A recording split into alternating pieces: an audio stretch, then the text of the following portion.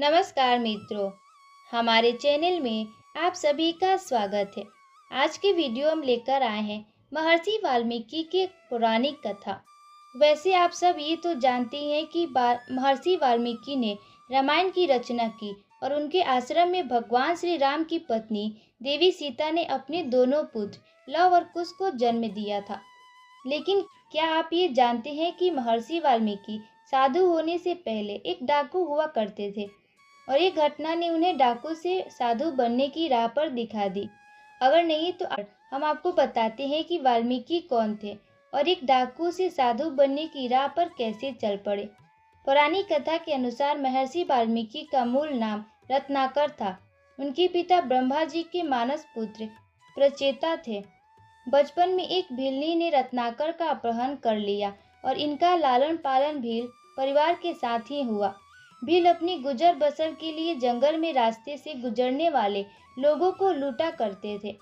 रत्नाकर भी भील परिवार के साथ डकैती और लूटपाट का काम करने लगे।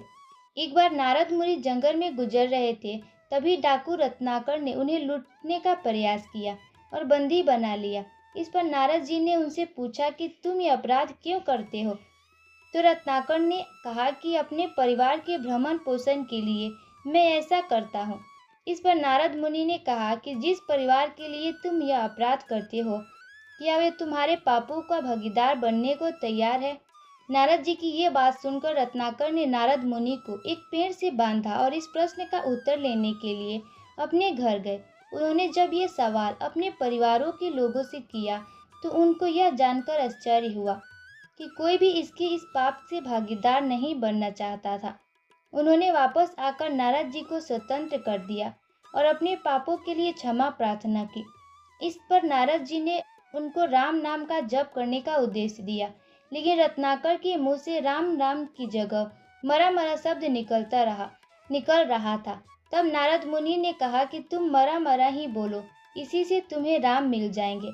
इसी शब्द का जाप करते हुए रत्नाकर तपस्या में लीन हो गए।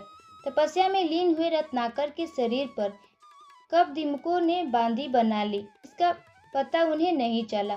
उनकी इस तपस्या से प्रसन्न होकर ब्रह्मा जी ने उन्हें दर्शन दिए और उनके शरीर पर बनी बंदी को देखकर रत्नाकर को वाल्मीकि का नाम दिया। तब से उन्हें वाल्मीकि के नाम से जाना जाता है। साथ ही ब्रह्मा जी ने उनको रामायण की रचना करने की प्रेरणा भी दी। महर्षि वाल्मीकि एक बार एक क्रोच पंछी के जोड़े को निहार रहे थे, जो कि प्रेम करने में लीन था। उन पंछियों को देखकर महर्षि काफी प्रसन्न हो रहे थे और मन ही मन सृष्टि की इस अनुपम कृति की प्रशंसा भी कर रहे थे। लेकिन तभी एक शिकारी का तीर उस पंछी जोड़े में से एक पंछी को आ लगा, जिससे उनकी मौत हो गई। यह देखकर महर्षि को बहुत क्रोध आया और उन्होंने शिकारी को संस्कृत में यह श्लोक कहा। मुनि द्वारा बोला गया संस्कृत भाषा का पहला श्लोक माना जाता है, जिसका अर्थ था कि जिस दुष्ट शिकारी ने प्रेम से लिप्त पंछी का वध किया, उसे कभी चैन नहीं मिलेगा। लेकिन यह श्लोक बोलने के बाद वाल्मीकि सोचने लगे कि आखिर यह उनके मुंह से कैसे और क्या निकल गया। उनको सोच में देखकर नारद मुनि उनके सामने प्रकट हुए और कहा कि यही आपका पहला संस्कृत श्लोक है। अब इसके बाद आप रामायण की रचना करेंगे। इस संस्कृत श्लोक के बाद संस्कृत में रामायण की रचना की। बाद महर्षि वाल्मीकि ने ही संस्कृत में रामायण की रचना की और उनके द्वारा रची गई रामायण वाल्मीकि रामायण कहलाने लगी। अगर वीडियो अच्छी लगी हो तो वीडियो को लाइक करें और कमेंट में हर हर महादेव जरूर लिखें और चैनल को सब्सक्राइब करना ना भूलें। धन्यवाद।